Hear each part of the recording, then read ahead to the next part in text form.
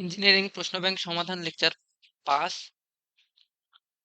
পদার্থবিজ্ঞান নিউটনীয় বলবিদ্যা টাইপ 1 নিউটনের সূত্র।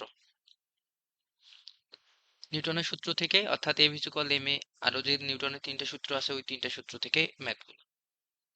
ঠিক আছে, তাহলে প্রশ্নটা কি আমরা দেখি।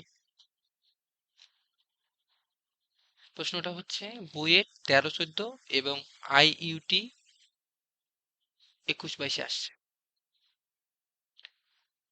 প্রশ্ন বলছে যে এ force F 40I plus 30J Newton is acting on an object of mass 10 kg. What is the magnitude of the acceleration of the object? Assume other forces are involved. মানে এখানে একটা 10 কেজি বস্তুর উপরে এফ বল প্রয়োগ করা হয়েছে, যার ফলে বস্তুটার কি ত্বরণ সৃষ্টি হবে বা বস্তুটার উপরে কি পরিমাণ ত্বরণ সৃষ্টি হবে সেই ত্বরণের মানটা বের করতে বলছে এই প্রশ্নে। এর সাথে আরো অন্যান্য শক্তি জড়িত আছে। অ্যাজিউম আদার ফোর্স আর ইনভলভড, আরো অন্যান্য শক্তি থাকতে পারে। তো এখন কথা হচ্ছে যে আমরা প্রথম লেকচার, তৃতীয় লেকচারেই বারবার বলে আসছি যে যদি বল থাকে তাহলে ত্বরণ অবশ্যই থাকবে, যদি বল না থাকে তাহলে ত্বরণ থাকবে না। তো যেহেতু বস্তুর উপরে বল প্রয়োগ করা হয়েছে তাহলে অবশ্যই ত্বরণ আছে, তাহলে ত্বরণটা আমরা বের করব। কিন্তু এখানে ত্বরণ বের করতে গেলে আগে আমাকে বল নিয়ে ভাবতে হবে। তো বল কি? বল ভেক্টর রাশিতে দেওয়া আছে যে F is equal 40I plus 30J Newton. তো এই ক্ষেত্রে আমরা আগে বলটাকে ভর দ্বারা কি করব? ভাগ করব। মেইন কথা যে নিউটনের সূত্র, তো নিউটনের সূত্র ব্যবহার করব, যেহেতু টাইপ নিউটনের সূত্র। তাহলে আমরা কি জানি, আগে দেওয়া আছে কি কি সেটার দিকে খেয়াল করব।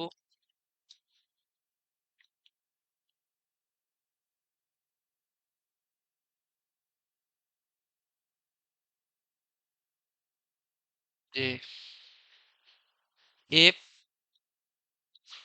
40I প্লাস 30J নিউটন,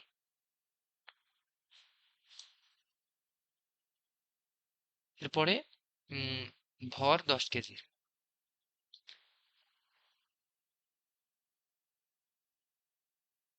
তো আমরা জানি যে F is equal M A. তাহলে একটা বস্তু, এটা একটা বস্তু,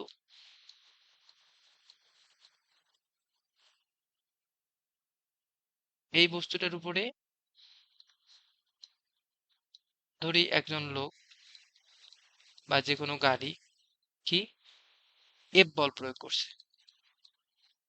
তো এই এফ বল হচ্ছে 40I প্লাস 30J নিউটন, যার ফলে আর এই বস্তুটার ভর কত? 10 কেজি। তো এর মধ্যে কি একটা কি এই বস্তুটা গড়িয়ে বা যেভাবে হোক চলে যাবে। তো যার ফলে বস্তুটা কি ত্বরণ সৃষ্টি হবে বলের কারণে। তো ত্বরণটা আমাদের বের করতে বলছে। তাহলে আমরা জানি F is equal M A.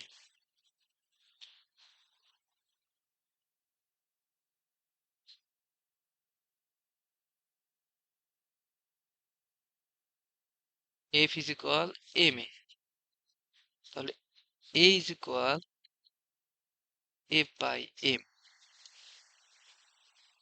তাহলে এখানে যদি আমরা ভেক্টর রাশিকে স্কেলার রাশি দ্বারা ভাগ করি, ভর কি এখানে এফ হচ্ছে ভেক্টর রাশি,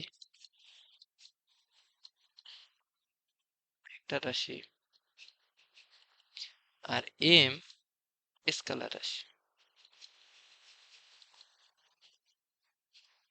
তো এখন যদি আমরা ভেক্টর রাশিকে স্কেলার রাশি দ্বারা ভাগ করি তাহলে কি পাবো? যে ভেক্টর রাশি ডিভাইডেড বাই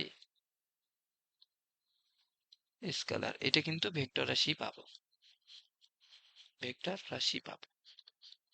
তাহলে আমরা এফ এর মান এখানে যদি বসাই 40I plus 30J divided by ভর কত? 10 কেজি। তাহলে আমরা ভাগ করলে 4I প্লাস 30J, তাহলে আমরা কি ত্বরণ ভেক্টরেই পাচ্ছি। তা আমরা কি করবো? ভেক্টর তো আমাদের চাই না, আমাদের কি চাইছে? ম্যাগনিটিউড, মানে কি ম্যাগনিটিউড মানে কি মান চাইছে, তো আমাদের মানটা বের করতে হবে। মান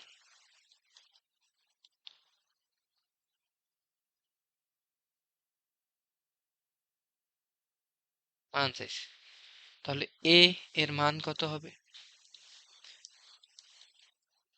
রুট আবার 4 স্কোয়ার প্লাস 3 স্কোয়ার, আমরা বলবো 5 মিটার/সেকেন্ড স্কোয়ার, এটাকে আমরা বলবো অ্যান্সার এ।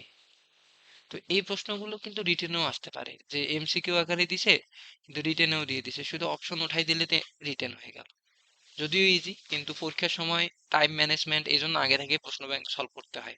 তাহলে একটা নিজের মধ্যে প্রশ্ন তৈরি করার যে একটা ভয় বা সময় লাগে, ওই সময়টা আর লাগবে না। তো এই প্রশ্নটার কনসেপ্ট কি, যে নিউটনের দ্বিতীয় সূত্র কে এ ইজ ইকুয়াল এম এ, তার মানে আমরা বস্তুর উপরে যদি বল প্রয়োগ করি, বস্তুটার উপর অবশ্যই ত্বরণ সৃষ্টি হবে, আর যদি বল না থাকে তাহলে কোনো ত্বরণ থাকবে না। এ কারণেই আমরা বলি যে এফ সমানুপাতিক এ। ঠিক আছে, আজকে এই পর্যন্তই। ধন্যবাদ।